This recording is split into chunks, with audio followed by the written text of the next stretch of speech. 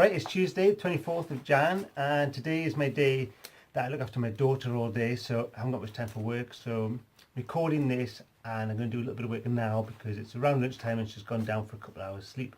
So I just want to recap on what I did yesterday, what I achieved and what I wanted to achieve and what I didn't achieve, and maybe go over some things I want to try and get done today and the rest of the week. So I've got some more notes again.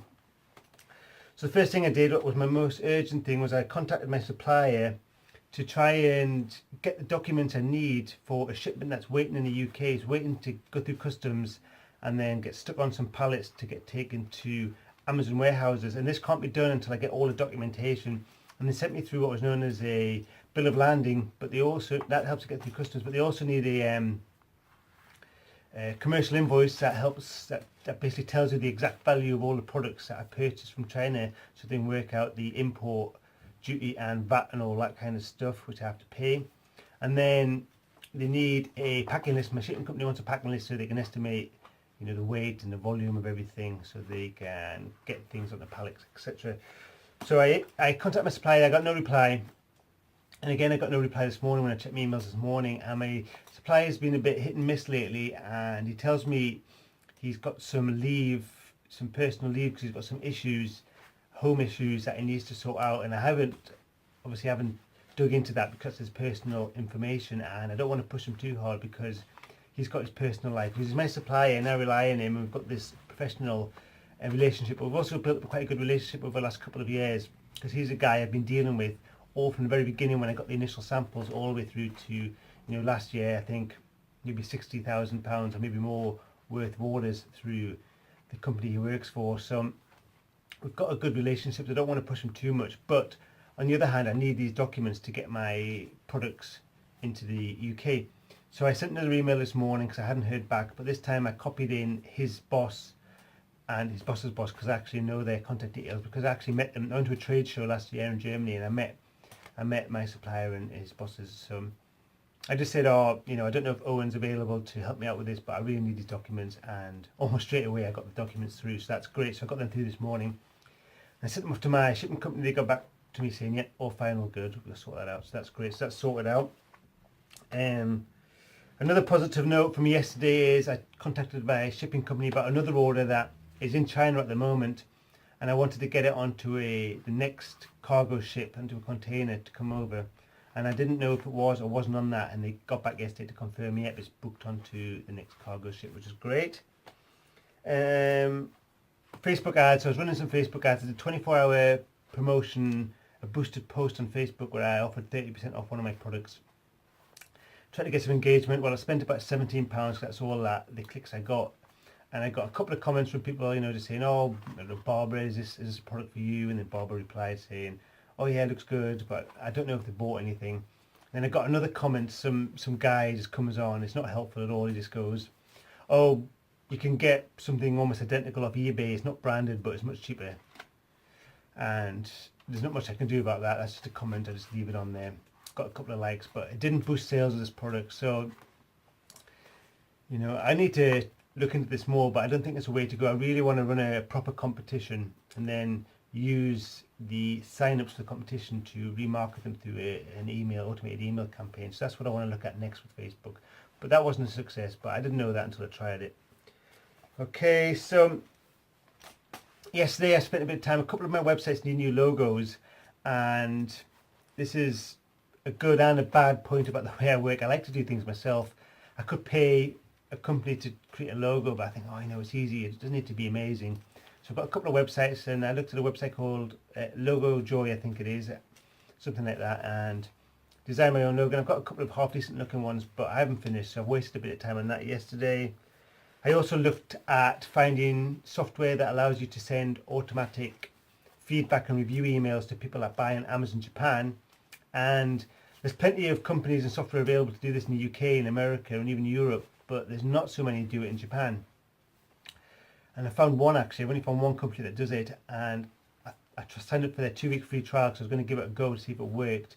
The other alternative is I'm going to get this, me and my partner are going to get someone on board to make this for us, a bit of software for us ourselves, but I wanted to see what was out there. And I had trouble connecting this software, this third-party app, to my seller account in Japan, so I've sent the message off to the seller support to ask if there's any problem, why isn't it working, and it came back saying it should be working, try these links. So I'm going to try that now.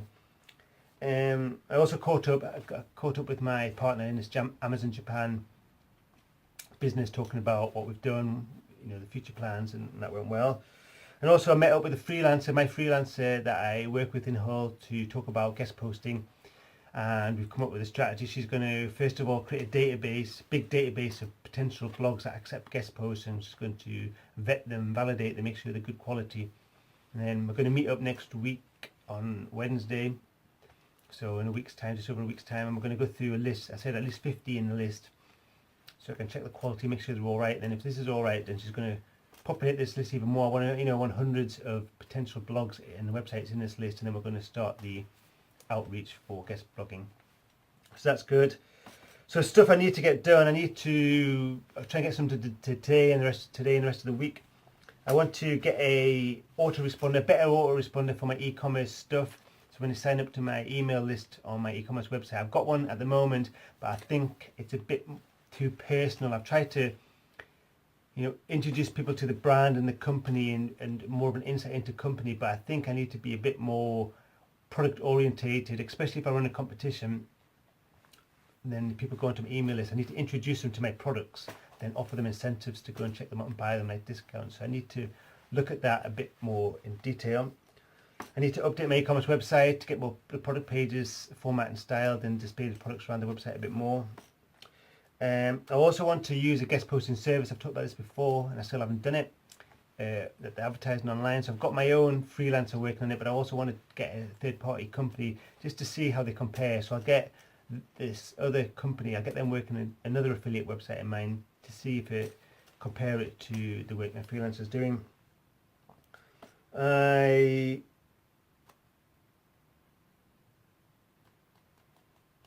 I've got another thing I want to do. Ages ago, like we're talking months and months ago, I got my wife to read blog posts that I'm really interested in, because there's millions of blogs, well not millions, lots of blogs that I really like reading, but I also love listening to podcasts. And I walk into work, it's a 40-minute walk each way, and also I go for runs, 5 or 10k runs, so it could be half an hour up to 50 minutes or something like that. And I love listening to the podcasts. And I wish there was a way I could listen to these big blog posts, these in-depth blog posts. I wish there was an audio version for me to listen to, and I think you can get automated apps and software that do auto-translate them, but I thought I'll just see if my wife will do it. And luckily I've got a really supportive wife, and she went okay, and she basically read a blog post and recorded it, and I uploaded that onto my phone when I go running, and I listened to these blog posts being read to me from my wife, and it was really good, and I really took in what she was saying. And it's not professional quality, it's reasonably poor quality audio, and she's making mistakes and stumbling over a couple of words, which is absolutely fine. I don't care, it makes no difference to me. But I really enjoyed listening to these blog posts, because they're sort of written in a different way. Because people take care in writing blog posts, they sort of write them in a really friendly and really easy way for people to read, and this comes across well when people do actually read them and record them in audio. And it's actually one of these blog posts that I first got introduced to competitions in the King Sumo app, and I think I might make these available for other people. So I'm going to think about it. I told my wife I'll probably put them on the website and make these audio files available. I also contact the blog owners and say, is it all right if I do this, because it is their original content. But I think this could be really useful. So people like you, you think, I fancy listening to these blog posts. It's kind of entrepreneurial, solopreneur, this kind of make your own business, run your own online business kind of blogs. If you want to listen to that kind of stuff, you might find them interesting. So I'm going to probably try and put these onto my website and promote them a bit for other people. But like I said, they're not professional quality or anything like that, but other people may find them useful. So that's something else I want to look into. Okay, so it's a really long, it's almost 8 or 9 minutes of me waffling on here. So hopefully that gives you a bit of insight what I've been up to the last day and today and the rest of the week. And I'll catch up later. Remember to follow me on Twitter, because I do regular updates during the day and also share some of the useful stuff.